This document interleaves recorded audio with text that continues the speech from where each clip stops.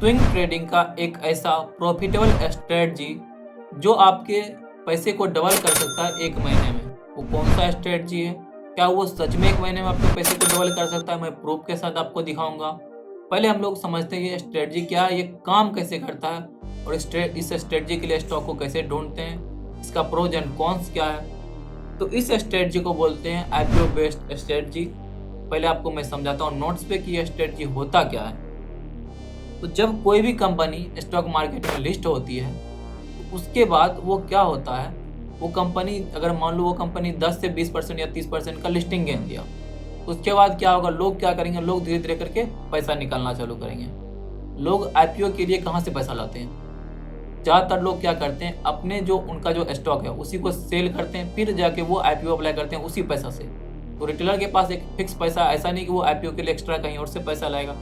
अब ये स्ट्रेटजी काम कैसे करता है आप पहले इसको समझो। मान लो कोई स्टॉक इस टाइम पे इस पॉइंट पे लिस्ट हुआ है 100 रुपया में।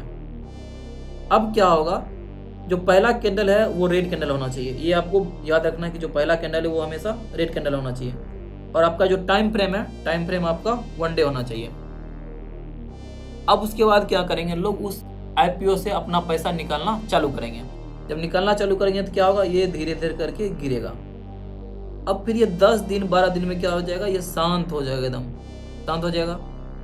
अब उसके बाद जब ये वापस से इस पॉइंट पे, एक बार मैं इसको क्लियर कर दे रहा हूँ, जब वापस से इस पॉइंट पे आएगा, इस पॉइंट पे, और यहाँ पे वॉल्यूम बड़ा बड़ा रहेगा ग्रीन कैंडल का, तो हम लोग इस पॉइंट पे क्या करेंगे, बाय करेंगे। ये अपना स्ट्रेटजी है। अब आईपीओ स्ट्रेटजी और ऑल टाइम हाई स्ट्रेटजी दोनों में क्या डिफरेंट होता है, पहले आप उसको भी समझो।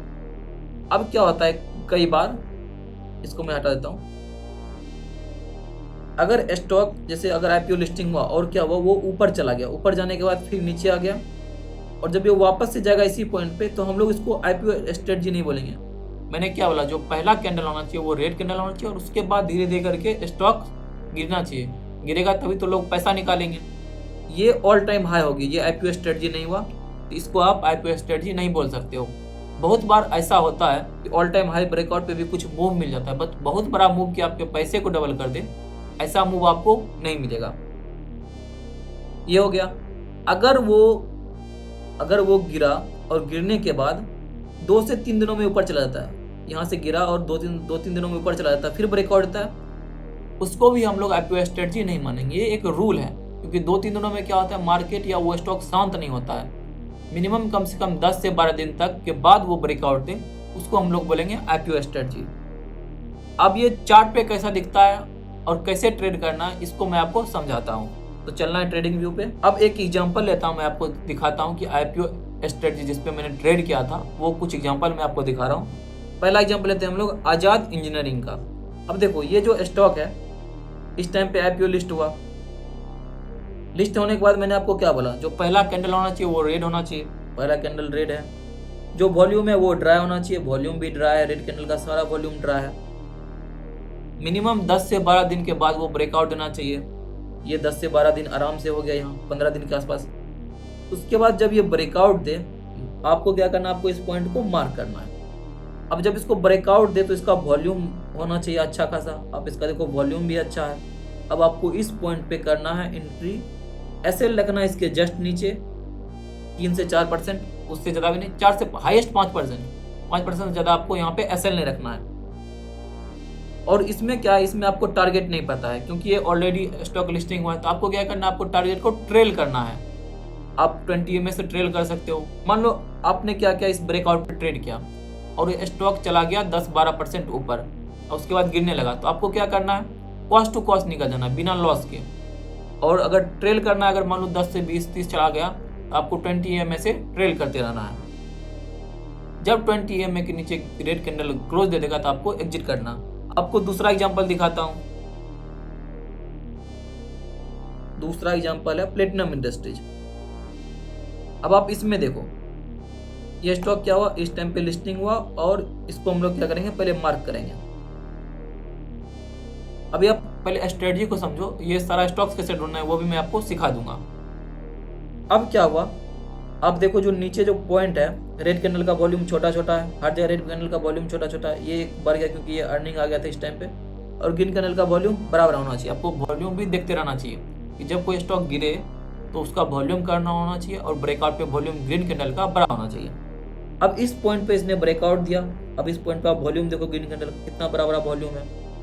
आपको यहाँ पे एंट्री करना था और आपको 20 EMA से स्टॉक को ट्रेल करना था। अब देखो यहाँ से कितना ज़्यादा प्राइस मूव किया है। अगर आप इसको देखो इस पॉइंट से ऑलमोस्ट इसने 86% मूव किया है और 20 EMA को ट्रेल करना, जैसे मैं अब 20 EMA कर दे रहा हूँ। अब देखो 20 EMA आप कहाँ एग्जिट करते हैं, आप इस पॉइंट पे एग्जिट करते हैं। इस पॉइंट पर आपका SL हिट होता, यहाँ भी आप ऑलमोस्ट इस पॉइंट तक आप 67% आप इस मूव को पकड़ लेते हैं। अब मैं आपको तीसरा एग्जांपल दिखा रहा हूँ, फिर मैं एक एग्जांपल दिखाऊं कि IPO बेस्ड स्ट्रेटजी क्या नहीं है। अभी मैं चलता हूँ सेनको पे, सेनको गोल्ड। अब इसमें देखो एक बार EMA को बंद कर देता हूँ। अब देखो, अब ये जो है ये अपना यहाँ पे IPO लिस्ट हुआ, उसके बाद करना हम लोगों को मार्क, इस पॉइंट को मार्क कर दिया। अब ये ब्रेकआउट पे आ गया, ब्रेकआउट पे इसका वॉल्यूम अच्छा है, ये ब्रेकआउट हुआ, इसका वॉल्यूम भी अच्छा है। आपको यहाँ पे करना है एंट्री। आप देखो कितना बड़ा यहाँ से आप मूव को पकड़ते हैं।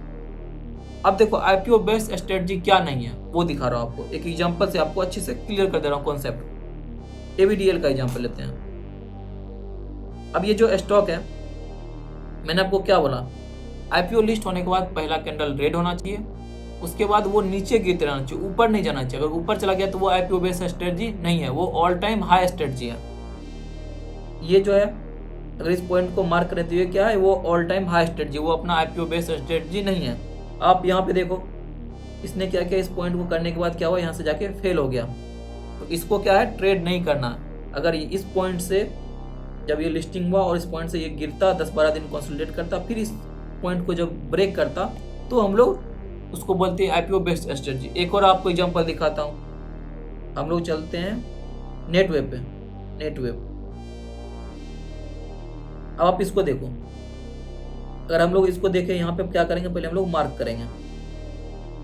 इसको मैंने मार्क कर दिया। अब वेट करेंगे कि इस पॉइंट पे निकले। जब आप इस पॉइंट पे देखो तो ग्रीन कैंडल का वॉल्यूम देखो, अच्छा वॉल्यूम है, फिर भी वॉल्यूम अच्छा है। आपको यहाँ पे एंट्री लेना था और आपको इसमें ट्रेल करते रहना चाहिए था।